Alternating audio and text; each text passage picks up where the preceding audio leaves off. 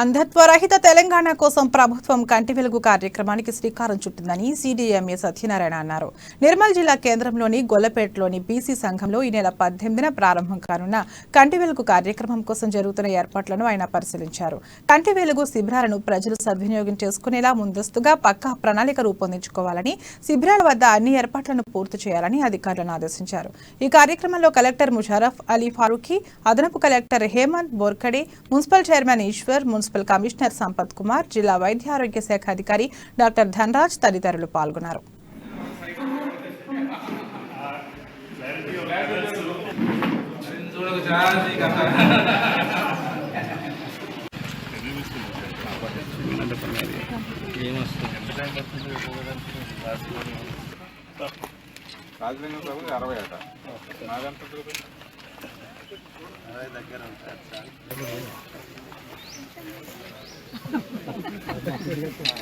ఎప్పుడు చేసుకోవాలి ఎన్నడూ చేసుకోవాలి అర్థాలు పెట్టుకొని కొత్త టీవీ కనపడతాం.